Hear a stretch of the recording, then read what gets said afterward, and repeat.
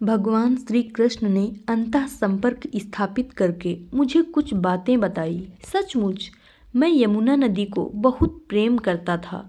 इसके किनारों पर मैं बहुत खेला कूदा हूँ।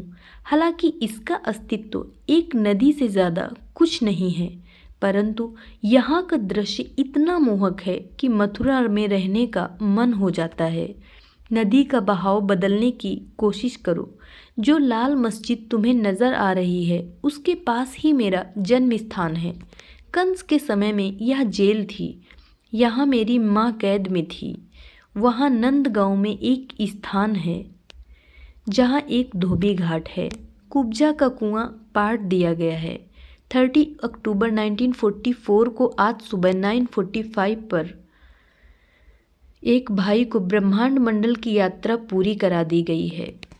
मथुरा में यमुना के किनारों को 4 से 6 मील की दूरी तक आलोकित करने का मुझे आदेश मिला। वृंदावन में भी मुझे यही काम करने का आदेश मिला। हृदय पर प्राणाहुति देने की एक विधि का मुझे पता चला जिसमें गिरने का आशंका कम हो जाती है और अभ्यासी अंतिम बिंदु तक सुरक्षित पहुंचा दिया जाता है।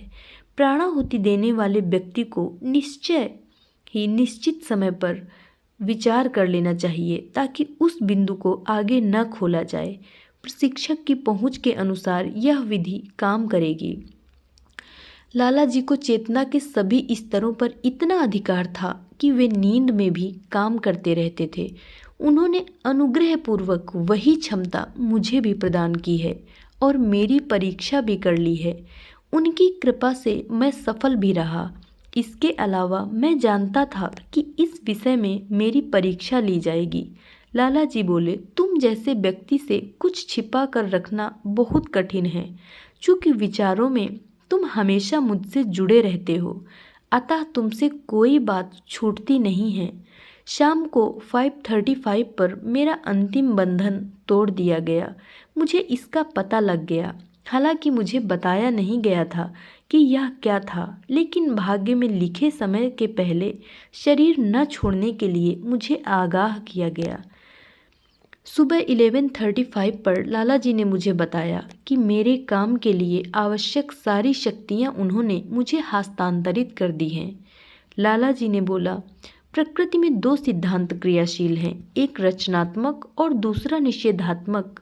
निकाल देना और खत्म कर देना निषेधात्मक है। जब पदार्थ बढ़ता है तब यह इसी शक्ति के साथ हटा दिया जाता है। कमी को पूरा करना रचनात्मक सिद्धांत है। सृष्टि के प्रारंभ से यही सिद्धांत अपनाए जा रहे हैं। जो भी कमी होती है उसे भक्तों के माध्यम से दूर किया जाता है। जब किसी चीज की अधिकता होती है तो उन्हीं के द्वारा उनमें संतुलन लाया जाता है। मथुरा को आलोकित करने और यमुना का बहाव बदलने के आदेश मिले। यमुना पर बने रेलवे के पुल के पास मुझे एक जगह दिखाई गई जहां गर्म पानी का एक स्रोत छिपा हुआ है। मुझे यह भी आदेश मिला कि मैं सारा काम एक ही बार में न करूं, जिससे मेरे शरीर पर दबाव न पड़े। मुझे अनुभव हुआ कि चक्रों की कौन कहे, शरीर के हर रोए से मैं प्राणाहुति दे सकता हूँ। लाला जी ने इसकी पुष्टि की और कहा कि मैं दिव्य ऊर्जा का भंडार हो गया हूँ और अगर मैं अंगुली से इशारा भी करूँ तो प्राणाहुति प्रवाहित होने लगेगी।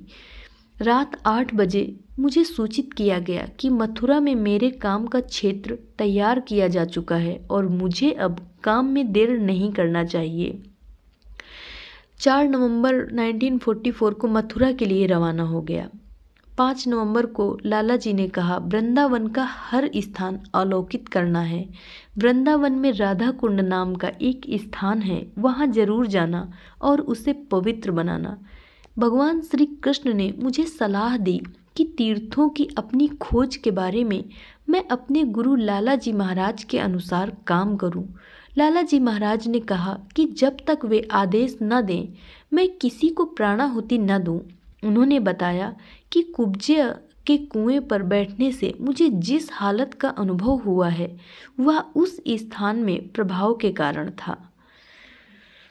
भगवान श्री कृष्ण ने कहा, द्वारिकाधीश के मंदिर के नीचे एक जगह है जिसे देखने की जरूरत है। जहाँ तुम बैठे हुए हो वहाँ से एक हाथ पश्चिम की तरफ मेरा नाल गाड़ा गया था। तुम्हारे मालिक ने तुम्हारा सही मार्गदर्शन किया है और तुम सही जगह पर बैठे हुए हो। वृंदावन में मुझे अधिक से अधिक मंदिरों में जाने का आदेश मिला। लगभग सारे मंदिरों में वातावरण निर्मल था। मैंने अगले दिन वृंदावन छोड़ने का निश्चय किया और 8 नवंबर 1944 को मथुरा वापस आ गया। भगवान श्री कृष्ण ने मेरे काम पर अपनी खुशी जाहिर की। उन्होंने कहा, पूरी मथुरा पुण्यशील दशा में है। मथुरा के एक भक्त को 3 महीने तक मैं जहाँ भी रहूं मुझे सुरक्षा देने का आदेश दिया गया। मेरे प्राणों पर संकट के कारण मथुरा से मुझे कई जगह जाने से रोक दिया गया। मैं जहाँ ठहरा हुआ था मुझे वहीं से सारे स्थानों को आलोकित करने का आदेश मिला। 9 नवंबर को गोवर्धन गया। जहाँ जहाँ से होकर मैं जा रहा था उन सब जगहों को आलोकित करने का मुझे आदेश मिला। प्राकृतिक दृश्यों से परिपूर्ण स्थानों का और जिन्हें मुझे पावन करना था उनका नक्शा मेरी नज़र में आया। मुझे लगा कि जूते पहनकर गोवर्धन पर्वत पर चढ़ना शिष्टता के विरुद्ध होगा, इसीलिए मैंने उन्हें उतार दिया। एक वृहद शून्य से प्रकाश की एक विशाल धारा मेरे हृदय में अंदर प्रवेश कर गई और शरीर से सारे पर्वत पर आलोक फैलाती हुई बहने लगी। वहाँ परम शांति थी। इस क्षेत्र में रचनात्मक और विनाशात्मक दोनों प्रकार के काम मुझे सौंपे गए। राधा कुंड को आलोकित करने की और उसमें अपने पैर धोने का आदेश मिला। मथुरा और अन्य स्थानों पर मेरे काम के लिए पूज्य लाला जी ने मुझे बधाई दी। महाबन के संबंध में यह वह जगह है जहाँ श्री कृष्ण प्रायः अपने सखा और गायों के साथ बैठा करते थे। गायें उन्हें चारों ओर से घेर लेती थी। यह वह टीला है जिस पर वे ग्वालों के साथ बैठा करते थे। उस समय टीला बहुत बड़ा था। जब मैं टीले पर गया तब मुझे लगा कि भगवान श्री कृष्ण टीले के बीचों बीच सबसे ऊंची जगह पर शोभायमान हैं और बैठे हुए बांसुरी बजा रहे हैं। ग्वाल बाल उनके चारों ओर बैठे हुए हैं। उसके नीचे गायें थीं जो काफ़ी हष्ट-पुष्ट थीं। इस स्थान का नज़ारा बहुत ही मनोहर था और गायें भी इसका आनंद ले रही थीं। भगवान श्री कृष्ण ने मेरी सारी जानकारी को ठीक बताया। मेरे सारे विचार शांत हो गए। कोशिश करने पर भी मेरे मन में विचार नहीं उठे। 16 नवंबर को नंदगांव में कुछ पवित्र स्थानों का पता चला। मुझे रामेश्वरम तक जाने का आदेश हुआ। समय बदल रहा है। मुझे कई महत्वपूर्ण कार्य सौंपे गए। लाला जी ने बताया, प्रकृति की सारी शक्तियाँ तुम्हारे जिम्मे कर दी गई हैं। यात्रा के दौरान सारे ब्यौरे तुम्हें मिलते रहेंगे। धरती पर पेड़ पौधे कम होते जा रहे हैं। तीर्थ स्थान दूषित हो रहे हैं। नैतिक हालत बिगड़ गई है। लोग इच्छाओं के दास होते जा रहे हैं। जाति का अहंकार बढ़ता जा रहा है। सहानुभूति गायब होती जा रही है। इसके आगे मुझे दक्षिण भारत से काम शुरू करने का आदेश मिला। श्री भगवान श्री कृष्ण ने बताया कि सबसे पहले समुद्र से दक्षिणी पठार ही बाहर निकला था और भारत की सभ्यता का आरंभ यहीं से हुआ था। 18 नवंबर को मथुरा की यात्रा समाप्त हुई। लोगों ने विभिन्न स्तरों से आध्यात्मिक को परिभाषित करने की कोशिश की है। वे जिस दिशा में थे उसी के अनुसार उन्होंने उसे परिभाषित करने की कोशिश की है। मुझे राजनैतिक परिवर्तन लाने का आदेश मिला। इस प्रयोजन के लिए लाला जी ने काफ़ी लंबे समय तक मुझे प्राणाहुति दी।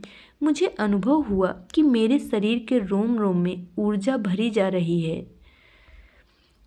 1 दिसंबर को राधा जी ने अंतः संपर्क स्थापित करके मुझे अपने कुछ संस्मरण सुनाए।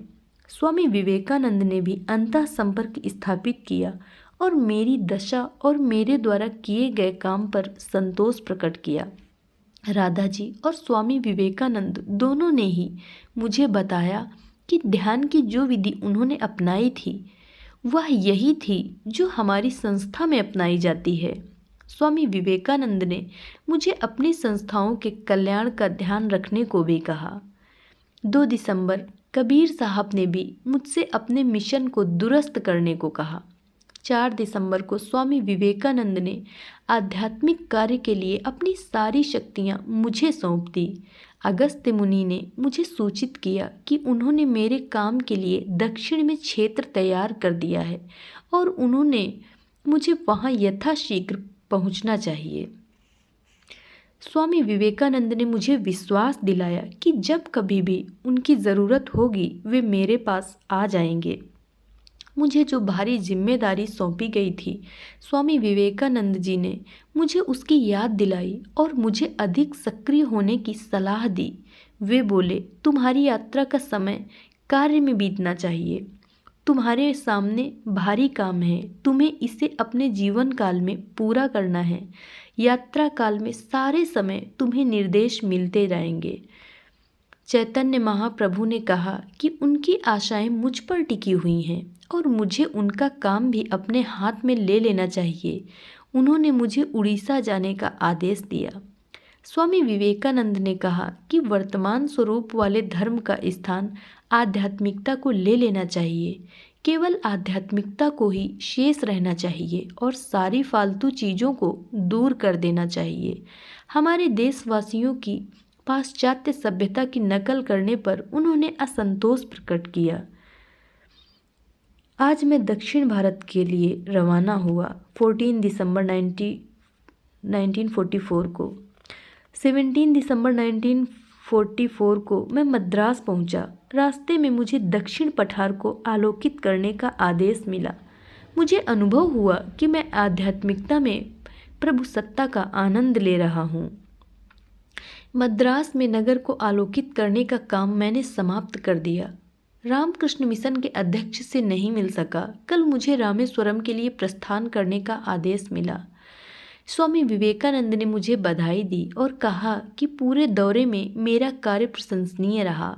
लाला जी ने मुझे केवल मंदिर ही नहीं बल्कि शहर के कोने कोने को आलोकित करने का आदेश दिया ताकि तीर्थयात्री लाभान्वित हो सकें। मुझे बताया गया कि धनुषकोटी जाने की ज़रूरत नहीं है, परंतु अन्य सभी स्थानों पर मुझे हो आना चाहिए। 23 दिसंबर 1944 को स्वामी विवेकानंद ने मुझे सुझाव दिया कि अगर मुझे सुरक्षा की जरा भी ज़रूरत महसूस हो तो मैं लंका के संत से अपनी रक्षा के लिए प्रार्थना करूं। रामेश्वरम के मंदिर की दशा मानो शोक से भरी थी। ऐसा लग रहा था कि वहाँ कोई मर गया है। लक्ष्मी कुंड, सीता कुंड, राम कुंड आदि सब आलोकित किए गए।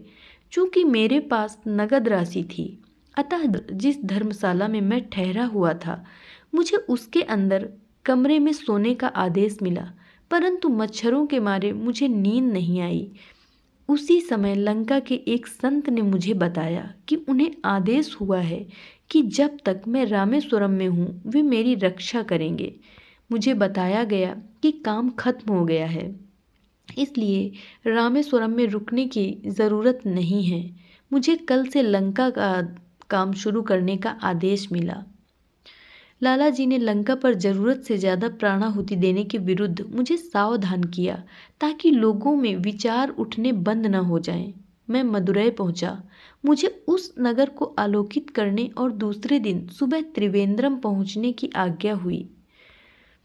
चूँकि मेरे पेट में दर्द था, मुझे अपनी यात्रा बीच में ही समाप्त करके सीधे मैसूर और फिर हैदराबाद जाने का आदेश हुआ। लेकिन मैंने केप कोमोरिन, वर्तमान में जो कन्याकुमारी है, वहाँ जाकर वहाँ से लौटने का निश्चय किया। कन्याकुमारी पहुँचा तो वातावरण आवेशित किया और अगले दिन वहाँ से चल देने का निश्चय किया। 1945 को 3 जनवरी मैं बंगलौर पहुँचा। चूँकि मैं बिल्कुल थक गया था, मैं एक दिन बंगलौर में रुक गया। मैसूर राज्य में आध्यात्मिक कार्य का विशाल क्षेत्र है। स्वामी विवेकानंद ने मुझे बताया कि हैदराबाद में भी मुझे काफ़ी संख्या में लोग मिलेंगे, परंतु उनके मन को तैयार करने के लिए समय की ज़रूरत थी। 4 जनवरी को मैसूर पहुंचा। मुझे सुझाया गया कि अगर मैं चाहूँ तो कुछ गणमान्य व्यक्तियों से मिल लूँ। और उस क्षेत्र में काम करने के लिए कुछ अन्य आदमी छांट लूँ। 7 जनवरी हसन के लिए रवाना हो गया। बेलूर मंदिर को आध्यात्मिक शक्ति से पूरी तरह आवेशित कर दिया। 10 जनवरी को हैदराबाद पहुंचा। हैदराबाद में काम करने के लिए प्रकृति की एक विशिष्ट शक्ति मुझे प्रदान की गई। कहा जाता है कि यह शक्ति सामान्यतः पैगंबरों को प्रदान की जाती है। आज तक किसी भक्त को यह नहीं मिली। हवा और वातावरण को परिवर्तन से भर दिया। आदेश मिला कि उत्तर भारत में काम शुरू करूं और दक्षिण भारत की वर्तमान यात्रा पूरी करके दिल्ली जाऊं। मुझे अजंता जाने की सलाह दी गई। मनमाड से बंबई तक के सारे क्षेत्र को आलोकित करने का आदेश मिला। भगवान श्री कृष्ण ने मुझे द्वारिका आलोकित करने का आदेश दिया। वे बोले, यह वह प्रदेश है जिसके एक भाग को समुद्र बहा ले गया है। ओखा दुर्ग जाओ और उस भाग को आलोकित करो। 24 जनवरी द्वारिका पहुंचा, मंदिर को आलोकित किया, मथुरा के लिए चल दिया। 29 जनवरी 1945 को मथुरा पहुंचा। जो काम मैंने अब तक किया है उसके लिए भगवान श्री कृष्ण ने मेरी प्रशंसा की। उन्होंने सुझाव दिया कि उत्तर भारत के काम की शुरुआत दिल्ली से होनी चाहिए। धन्यवाद।